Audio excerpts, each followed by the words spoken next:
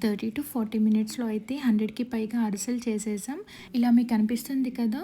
అరిసెల డోనయితే అత్తయ్య ఇండియాలోనే ప్రిపేర్ చేసి మాకు ప్యాకేజ్‌లో వేశారు. ప్యాకేజ్ వచ్చేసాక మేము ఫ్రీజర్‌లో పెట్టేసామనమాట.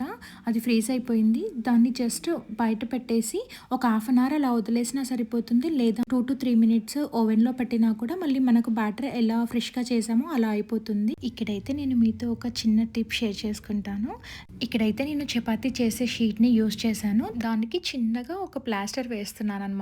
అది ఊరికే మూవ్ అవ్వకుండా. నార్మల్‌గా నేను ఎప్పుడు చేసినా కూడా పైన షీట్ కిందకి పడిపోతుంటే చాలా ఇరిటేషన్ వస్తూ ఉంటుంది. టైం వేస్ట్ అవుతుంది అనిపిస్తుంది. ఆ తర్వాత ఒకసారి అలా ప్లాస్టర్ వేసి చూస్తే నాకు వర్కౌట్ అయిందనమాట. సో, అది మీ అందరితో షేర్ చేస్తున్నాను. ఇక్కడ మీతో ఇంకో టిప్ కూడా షేర్ చేస్తాను. అక్కడ చూసారు కదా! నేను హ్యాండ్‌తో చేయట్లేను. ప్రెషర్‌తో చేస్తున్నాను. హ్యాండ్‌తో చేశామనుకోండి చాలా టైం పడుతుంది అండ్ అన్నీ కరెక్ట్ షేప్ అంత కరెక్ట్‌గా రౌండ్‌గా రావన్నమాట. సో, మనం ప్రెషర్ యూజ్ చేస్తే చాలా ఈజీగా చాలా తక్కువ టైంలో ఎక్కువ అరిసెలు మనం ప్రెస్ చేయొచ్చు. సో, చూడండి ఎంత రౌండ్‌గా వచ్చాయో. సైజ్ కూడా అన్నీ ఒకేలాగా ఉంటాయి. అప్పుడు చూడడానికి కూడా చాలా బావుంటుంది. అలాగే చూడండి మా దగ్గర ప్రెస్ చేయడానికి ప్రెషర్ అయితే లేదు. సో, 2 బౌల్స్ యూజ్ చేసేసి దాన్ని ప్రెస్ చేస్తున్నాము. ఇలా ఆయిల్ మొత్తం బయటకొచ్చేసింది. సో, నేను మా సిస్టర్ ఇద్దరం కలిసి ఇలా అరిసెలు ఒక half an hour to 40 minutes అనుకోండి. అందులో 100కి పైగా చేసుకున్నాం. చాలా యమ్మీ యమ్మీ ఉన్నాయి.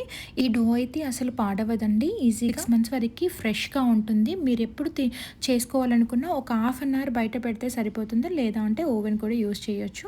ఈజీగా అయితే అయిపోతుంది. చూసారుగా ఎన్ని అరిసెలైతే రెడీ అయిపోయాయో. మీరు కూడా ట్రై చేయండి. చాలా చాలా ఈజీగా తక్కువ టైంలో అయిపోతాయి. మీకు ఈ టిప్స్ నచ్చినట్లయితే like, share and subscribe to my channel. Thank you. Bye.